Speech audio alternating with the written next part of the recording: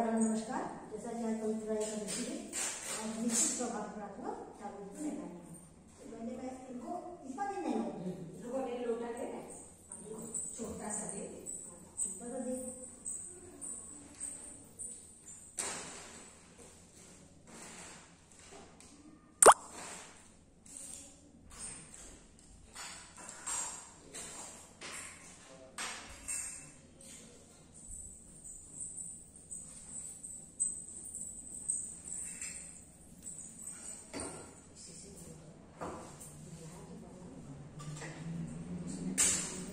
ये छोटी सी गुठली है और ये ज्यादा मोटा है। ये मोटा किसी गंगा सागर से कम नहीं है। इसमें हम ले जाएंगे अपने लड्डू गोपाल जी।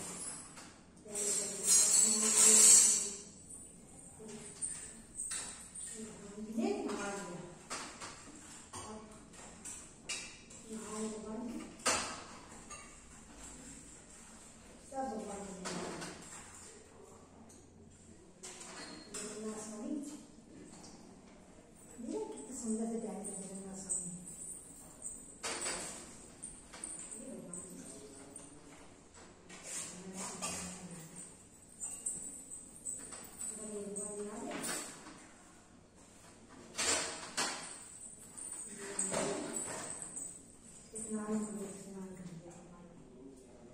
सबने नहा लिया, उनको कपड़े पहना दो।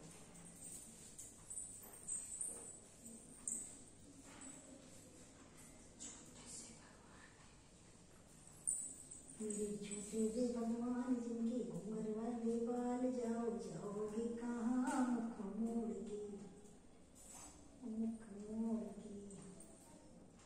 मैंने खाना बनाया बड़े प्रेम से, खा लो जी भगवान, ये है गीता का ज्ञान, जाओ जाओगे कहाँ मुख मोड़ के।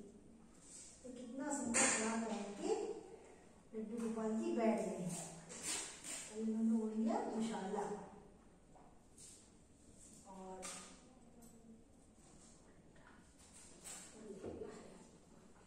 क्यों आज नहीं रहा बस ही नहीं आ रही है।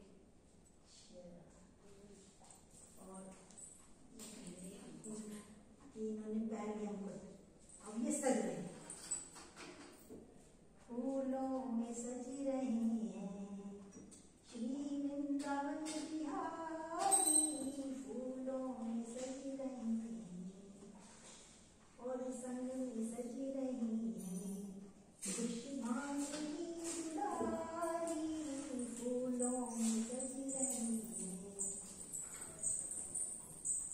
आगे ला देंगी।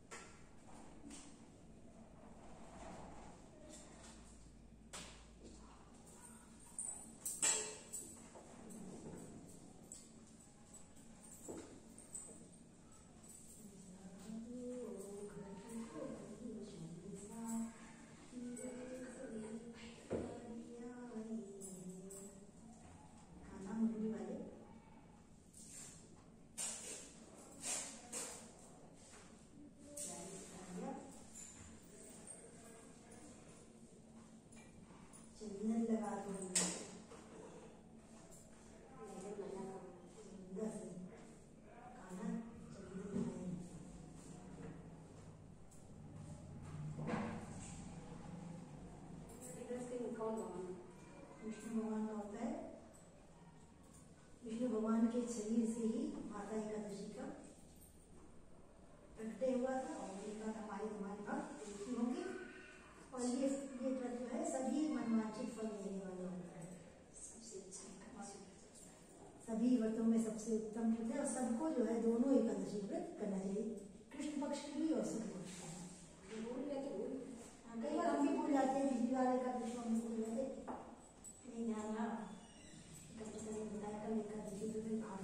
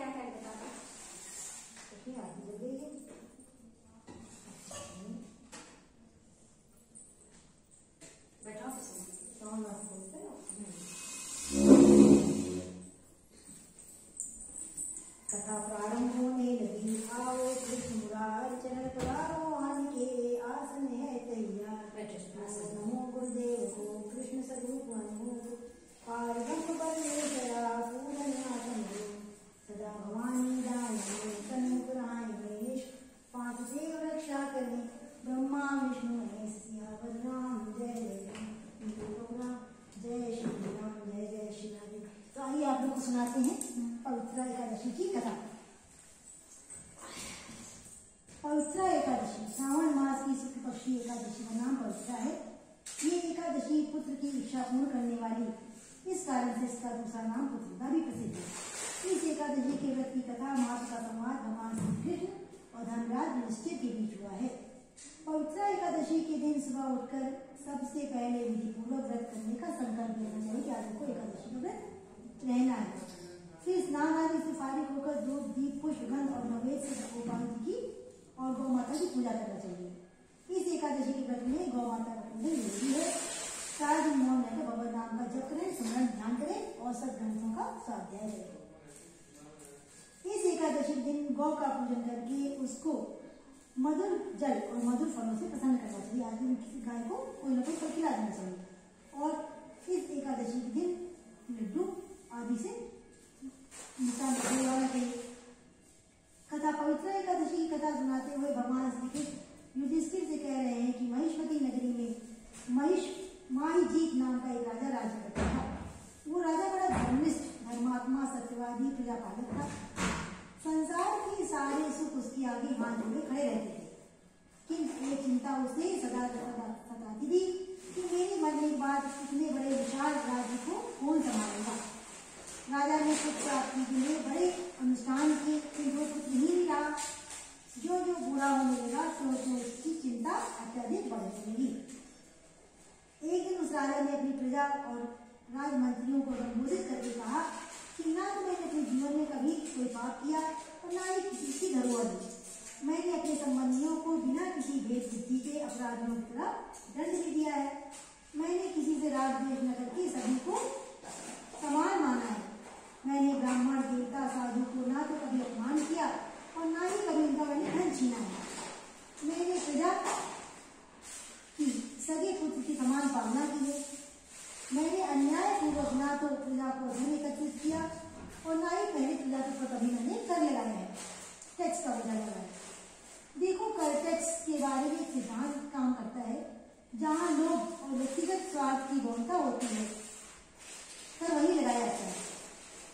राज्य की सत्ता जिन लोगों के हाथों में होती है, यदि उनके जीवन में लोभ और स्वार्थ दूर हो जाए तो प्रजा के ऊपर से बहुत हद तक कर का बोझा हल्का हो जाता है।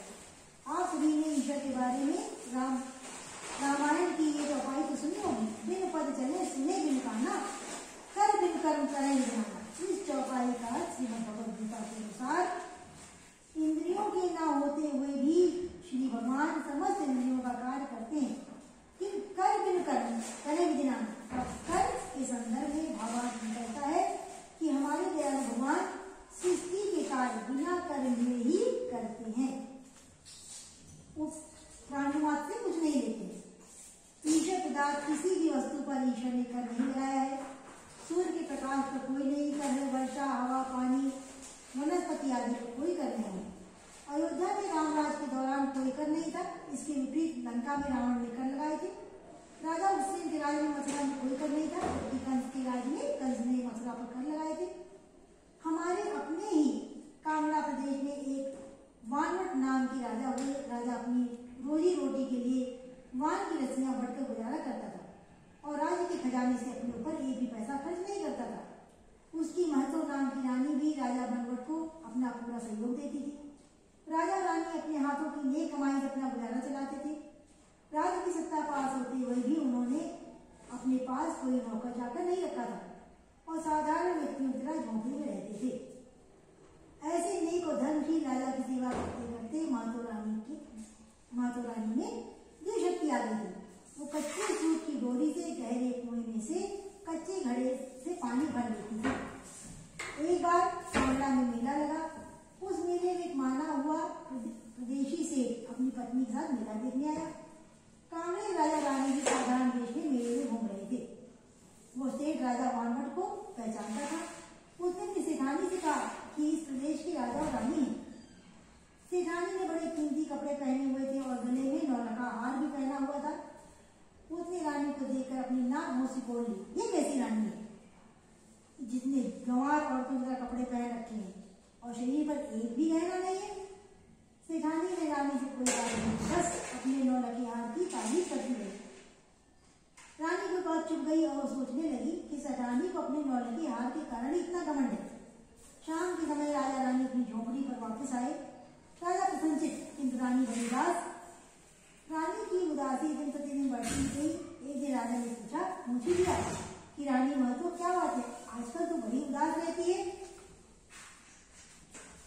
तो रानी बोली, महतो ने उत्तर दिया, मैं आपको रानी कहती हूँ क्या? नौलखा हार के बिना कोई रानी होती है क्या? राजा वानवट समझ गए कि उस दिन रानी ने सेठानी मेले में जो नौलखा हार देखा था वही हार उसके सिर पर चढ़ गया है। अब वो हार के बिना मानेगी नहीं। राजा ने बड़े प्यार से समझाया कि तुझे नौलखा हार बनाने के लिए प्रजा पर टैक्स लगाना पड़ेगा, लोग दुखी होंगे, क्या ये सब कुछ तुम्हें अच्छा लगेगा? रानी कहने लगी, क्यों नहीं, रानी को भी तो आखिर रानी तरह ही रहना चाहिए। जब साधारण सेठानी 9 लाख का हार पहन सकती है तो फिर कांगड़ा के राज्य की रानी क्यों नहीं हार पहन सकती? राजा बोला कि पाप का फल बुरा और बड़ा दुर्गुणाही होता है।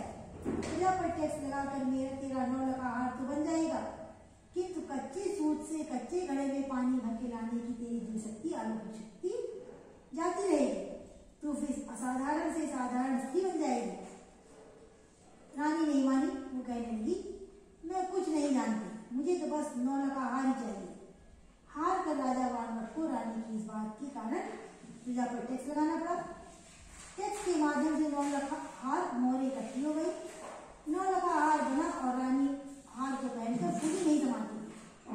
हार तो बन गया, किंतु धार्मिक और प्रजा प्रेमी राजा को प्रजा के ऊपर टैक्स का बोझा डालना अच्छा नहीं लगा। इसी गम के कारण राजा बीमार पड़ गया और बीमारी दिन प्रतिदिन बढ़ती ही गई। एक दिन बीमार राजा ने अपनी रानी को आवाज लगाई, महतो मैं प्यास से मरा जा रहा हूँ, पानी तो पिला। रानी हड़बड़ाई और 9 लाख हार पहने सूत की डोरी कच्चा घड़ा लिए कुएं पर पानी लेने के लिए दौड़ी, किंतु महतो के असर का ठिकाना नहीं रहा।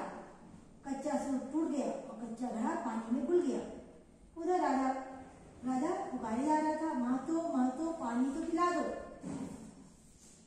महतो तो उल्टे पांव झोपड़ी तरफ भागी। उसने नौलखा हाथ तोड़कर फेंक दिया, अपने कीमती वस्त्र उतार दिए।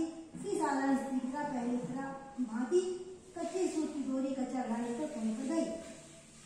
अब की बार पानी तो भर गया, लेकिन पानी के लिए तरसते तरसते राजा के प्राण उड़ चुके थे। रानी अपनी करनी को बड़ा पछताई और आखिरी में इसी दम में वो पागल होकर मर गई। यहाँ महिष्मती का राजा मोहजीत ये कह रहा था कि मैंने लोभ और स्वार्थ की वशीभूत होकर अपनी प्रजा पर टैक्स लगाकर उन्हें दुखी नहीं किया। धर्मयुक्त राज करने पर भी मैं पुत्रहीन क्यों हूँ? मेरे किस पाप का फल मुझे मिल रहा है, मेरी समझ में नहीं आ रहा है। राजा की शोकित चक्रों को सुनकर मंत्रियों को बड़ा दुख हुआ। वे महर्षि लोमस के पास गए और उन्हें प्रणाम करके अपने राजा की सारी शोक की कथा उन्हें सुना दी। लोमस ऋषि अपनी दिव्य दृष्टि से राजा के पिछले जन्म के कर्म को देखकर कहा, तुम्हारा राजा पिछले जन्म में महाकंगाल कुकर्मी था। वो एक गांव से दूसरे गांव में घूमा करता था। एक समय की बात है, 2 दिन से घूमते घूमते उसे कहीं भी अन्न नहीं मिला। अंततः ज्येष्ठ मास की शुक्ल पक्ष की द्वादशी को दोपहर को भूखा प्यासा एक पानी सरोवर पर पहुंचा। उस समय उस सरोवर पर एक प्यासी गाय गोजल पीने के लिए आई। राजा ने लाठी मारकर उसे भगा दिया और खुद जल पीने लगा। इसी पाप के कारण तुम्हारे राजा को पुत्रहीन होने का दुख भोगना पड़ रहा है। ज्येष्ठ मास की शुक्ल पक्ष की एकादशी दिन भूखा प्यासा रहने से वो राजा बना और प्यासी गौ को पानी न पीने देने के कारण उसे पुत्रहीन बनना पड़ा। मंत्रियों ने कहा, महाराज आप कृपा करके राजा के पिछले जन्म के इस पाप को नष्ट होने का कोई उपाय बताइए। लोमस ऋषि कहने लगे, इसका एक उपाय है।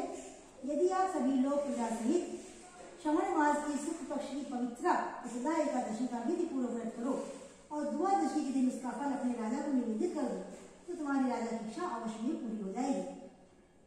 लोमस ऋषि की आज्ञा अनुसार महिष्मती नगरी की सारी प्रजा ने मंत्रियों सहित और राजा के परिवार सहित विधि पूर्वक पवित्र एकादशी का व्रत किया। द्वादशी के दिन प्रजा मंत्रियों को व्रत का फल राजा को निवेदित कर दिया। उस पुण्य के प्रभाव से राजा महिजीत को एक अत्यंत तेजस्वी पुत्र प्राप्त हुआ। मात्र इस एकादशी की विधि पूर्वक व्रत करने से पुत्र की प्राप्ति होती है। पवित्र एकादशी के प्रभाव से हम लोग में सुख और मृत्यु के बाद स्वर्ग हमको मिलता है। जो प्राणी इस पवित्रता पुत्रदा एकादशी की कथा का महत्व श्रद्धा भक्ति से सुनता है और कहता है, उसे वाजपेयी यज्ञ का फल मिलता है। बोलो एकादशी महारानी की जय।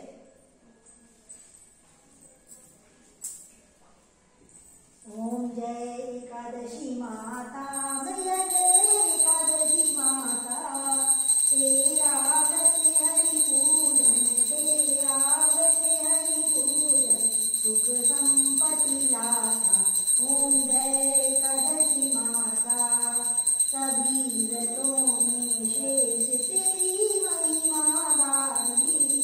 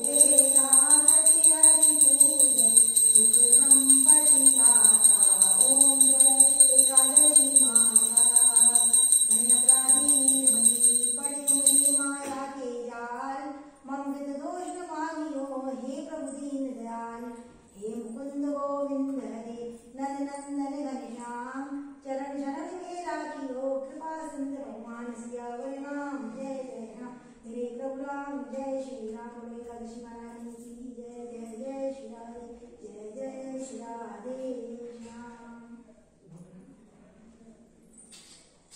आओ भोग लगाओ मेरे भगवन आओ भोग लगाओ मेरे भगवन विलनी के वेद सुदामा के कंदुल विलनी के वेद सुदामा के कंदुल काम विदुर घर खाओ मेरे भगवन आओ भोग लगाओ मेरे भगवन दुर्योधन के मेवा त्यागे दुर्योधन मेरा त्यागे सारे दुर्धर खाओ मेरे भगवन आओ भोग लगाओ मेरे भगवन ऐसा भोग लगाओ मेरे भगवन ऐसा भोग लगाओ मेरे भगवन सब अमृत हो जाए मेरे भगवन सब अमृत हो जाए मेरे भगवन आओ भोग लगाओ मेरे भगवन भोग लगा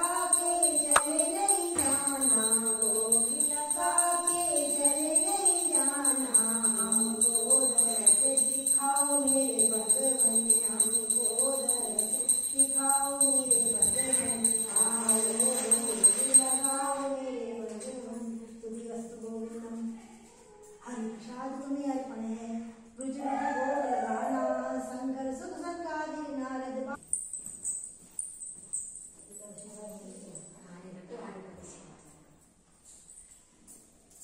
खुश हो सदा सुखी हो ईश्वर आपका कल्याण करे। मुझे पैसा नहीं कि आपकी कुछ नहीं करेंगे।